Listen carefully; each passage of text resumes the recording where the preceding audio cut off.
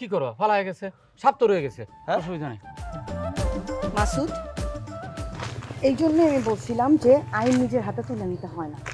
তুমি যখন জানতে পারছো যে ও তোমার বউ না তুমি আমার কাছে আসো নাই কেন এই মেয়ে যে আমার বউ না সেটা তো আপনি আগে থেকেই জানতেন আগে কোনো ব্যবস্থা নেন নাই কেন আমি জানতাম মানে কি বলতে চাইতেছো তুমি আমি কিভাবে জানবো আরে মাসুদ তুমি চেয়ারম্যান সাহেবের সাথে এরকম তর্ক করো না ঠিক আছে বিপদ আসছিল বিপদ বিদায় হয়েছে এখন আল্লাহর কাছে শুকরিয়া করো তাই না বদরুল জি তোমরা একটার পর একটা ঝামেলা লাগাবা সেটা সমাধান করা লাগবে আমার আবার দোষও আমার দিনরাত আমি তোমাদের এই ঝামেলা মিটানোর জন্য খাইটা মরতেছি খালাম্মা আপনার ছেলেরে বুঝান যেখানে সেখানে যার তার সাথে যেন ঝামেলা না বাঁধায় আর আমি যে একটা চেয়ারম্যান এটা যেন একটু মাথায় রাখে ঝামেলা এতদিন আমি করি নাই কিন্তু ভাবছি এখন থেকে ঝামেলা করবো মাসুদ এই গ্রামে অন্যায়ভাবে এই মাসুদের সামনে যে এসে খারাপ কিছু করব তার আমি আগুন দিয়ে জ্বালাই দিব আগুন দিয়ে খেলে বড়রা ছোটরা খেলতে গেলে হাত পুড়া যায় এটা জানো না তুমি যদি না জানো তাহলে বড়দের কাছ থেকে যাই না নিও মতি আয় আসসালামু আলাইকুম সমস্যা নাই ফ্যাবলন আছে লাগাই দিন এই বাড়ি চল তুমি বাড়ি যাও আমার কিছু গ্রামের ভিতরে হিসাব নিকাশ আছে শেষ করে আসতেছি দুলা ভাই বদরুল চল ঠিক আছে চল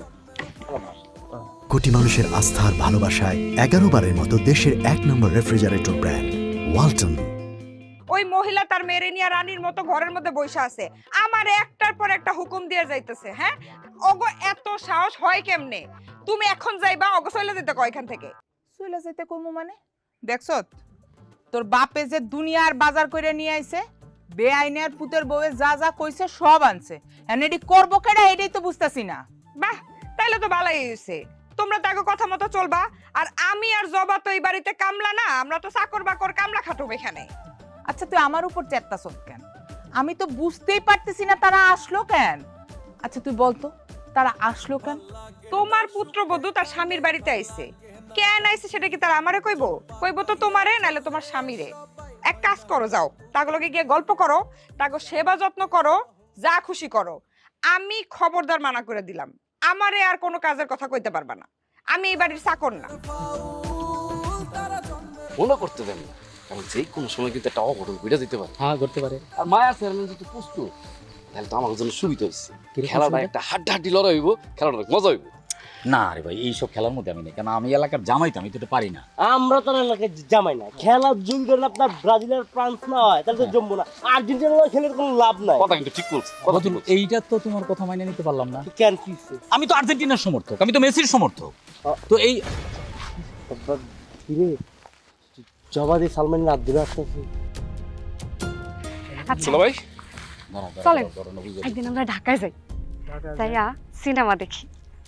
তারপর সিনেমা দেখবা একটু কেনাকাটা এই জবা কি